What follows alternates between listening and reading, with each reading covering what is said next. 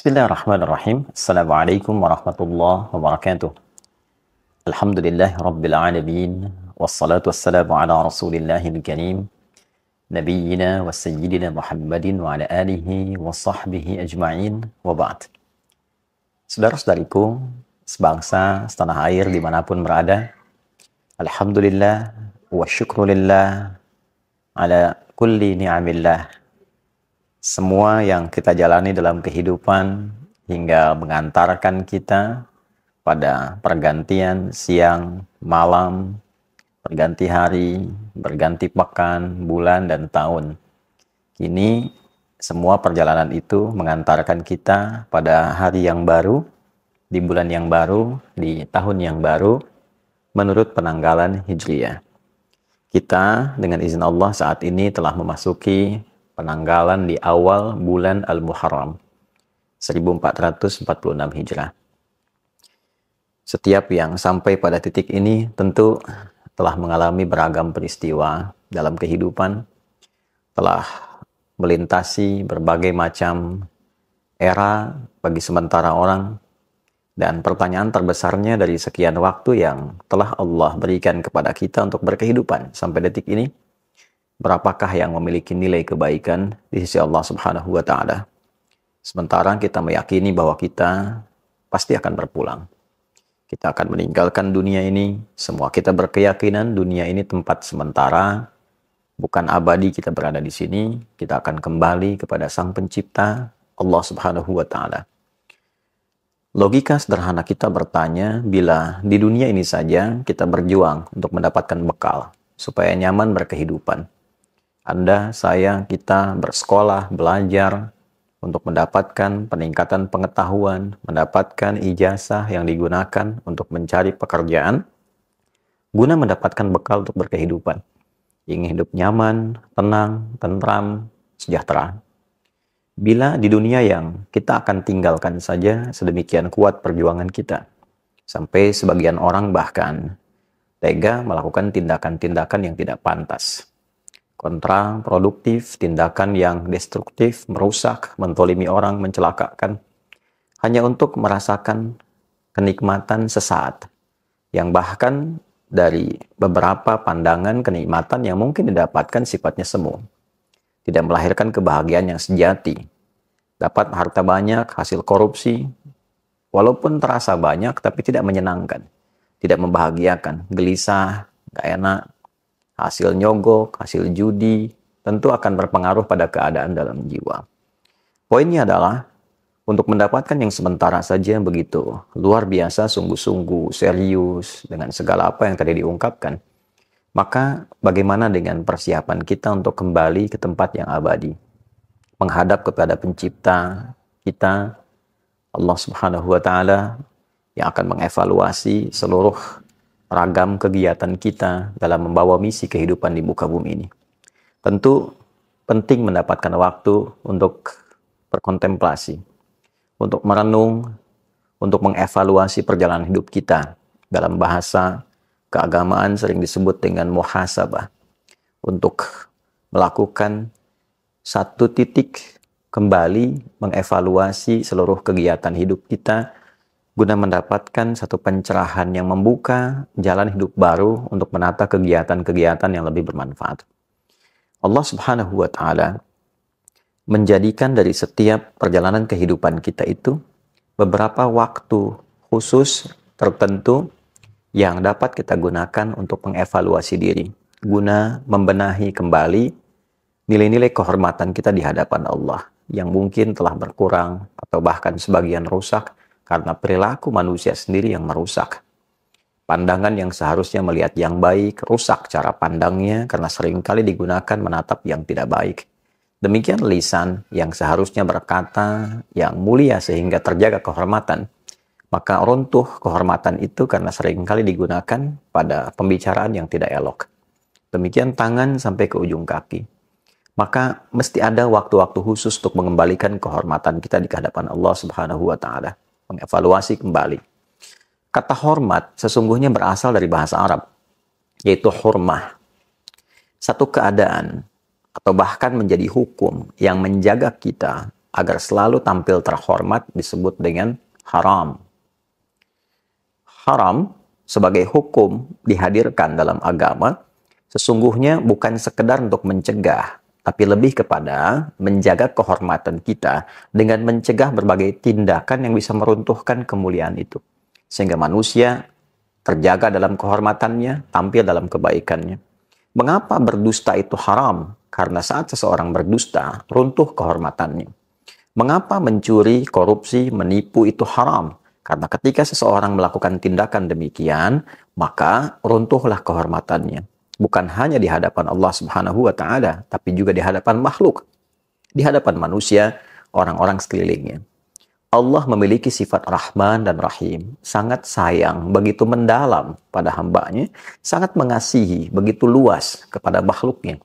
Itulah yang menjadikan Allah selalu ingin menjaga kita dalam kebaikan. Bila tangan ini pernah salah melakukan tindakan, maka harus dijaga dan dikembalikan kepada fungsinya yang baik, sehingga kehormatan tangan itu terjaga dengan baik sampai pulang menghadap Allah. Diri kita diciptakan baik, Allah inginkan pulangnya pun baik dan terhormat. Itu poinnya. Maka segala yang diharamkan itu disebut dengan muharram. Dusta itu muharram. Mencuri itu muharram. Berjudi, mau offline, mau online, itu muharram. Hukumnya haram. Bila kita ingin meninggalkan seluruh perbuatan-perbuatan itu, mencoba mengevaluasi, menepikan yang dilarang, menjaga kehormatan, mengembalikan pada kemuliaan, berpindah pada tempat dan keadaan yang lebih baik, maka di antara rumusnya kita bisa tambahkan al pada kata itu.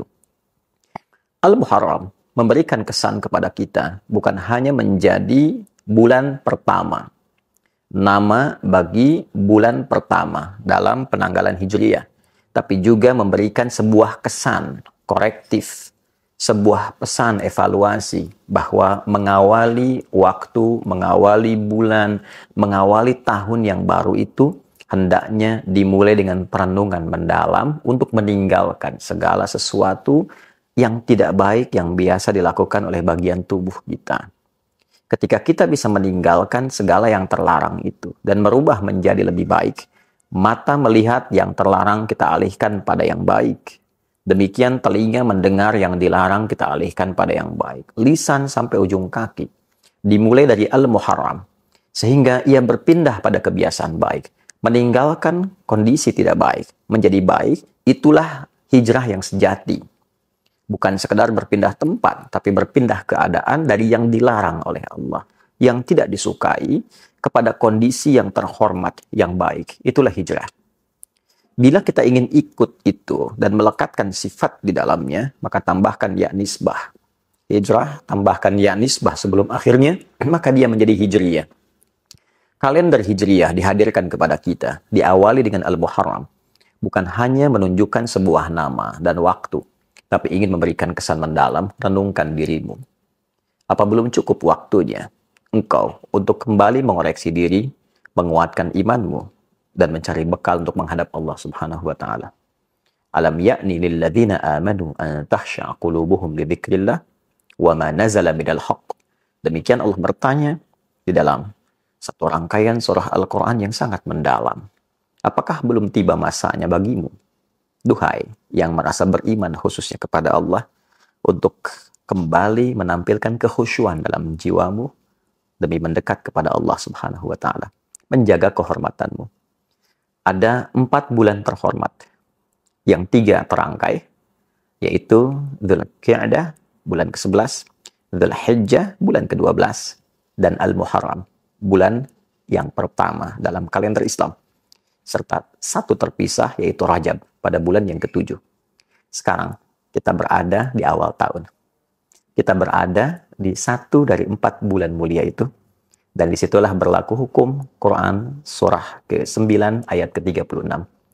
Inna iddatash syuhuri indallahi 12 syahran fi kitabillah yawma khalaqas samawati wal arda minha arba'atun hurum. Dzalika ad-dinul qayyim fala tadhlimu fihinna anfusakum. Al-ayat. Sungguh Allah menegaskan jumlah bilangan bulan dalam setahun itu di sisi Allah yang telah ditetapkan sejak mula penciptaan langit dan bumi berjumlah 12 bulan. Setahun ada 12. Dari 12 itu ada 4 bulan utama yang desainnya untuk menjaga kehormatan. Desain muhasabah, evaluasi, koreksi diri. Maka jika Anda telah hadir dari 4 bulan itu, maka kata Allah, فَلَا تَظْلِمُوا فِيهِنَّ أَنفُسَكُمْ. Maka berusahalah untuk mengoreksi diri. Jangan berbuat maksiat. Tinggalkan yang dilarang. Jangan berbuat zalim pada diri sendiri. Berkata kotor itu zalim pada lisan. Berkata yang tidak baik, zalim pada lisan. Memandang yang tidak bagus, zalim pada mata.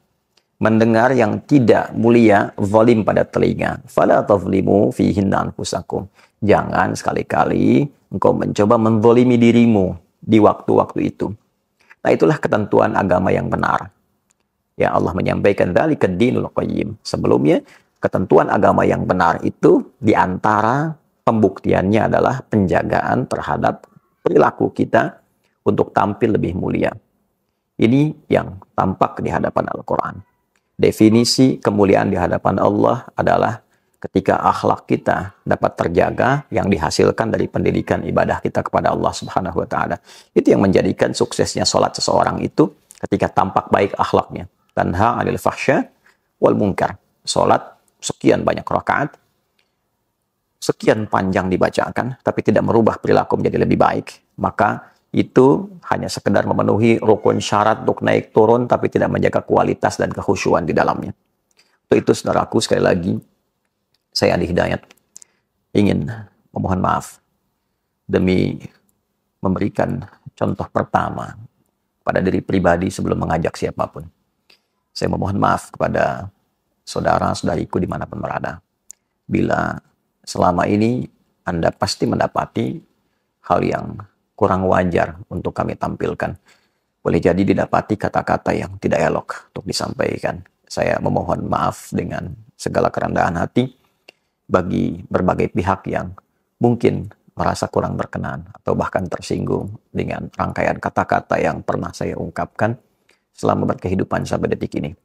Boleh jadi ada cara pandang yang kurang baik yang pernah kami tampilkan, yang dengan itu mungkin berpotensi menyakiti ataupun juga melahirkan pandangan-pandangan yang tidak elok.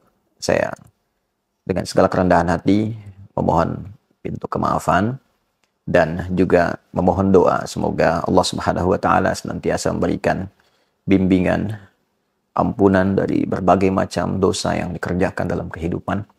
Dan sekali lagi saya mengajak setelah itu kepada kita semua, mari kita isi tahun baru ini untuk meningkatkan ketakwaan kita kepada Allah Subhanahu wa taala, saling mendoakan, pemimpin dengan rakyat saling mendoakan, pimpinan di kantor dengan karyawan saling mendoakan, dengan tetangga kita saling mendoakan supaya negeri ini tentram, damai, baik. Setelah itu saling mensupport dalam kebaikan. Mari kita bangun bangsa, bangun negeri dengan segala kemampuan yang Allah titipkan kepada kita dan niatkan ibadah supaya mendapatkan poin di sisi Allah Subhanahu wa taala.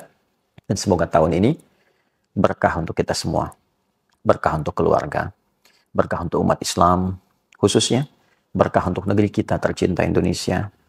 Dan jangan lupakan dalam sujud kita untuk bermohon. Semoga Allah berkenan memberikan kebebasan bagi umat Islam untuk beribadah di Masjid Al-Aqsa, memberikan kemerdekaan untuk Palestina, dan menghadirkan ketentraman, kedamaian di muka bumi ini untuk kita semua.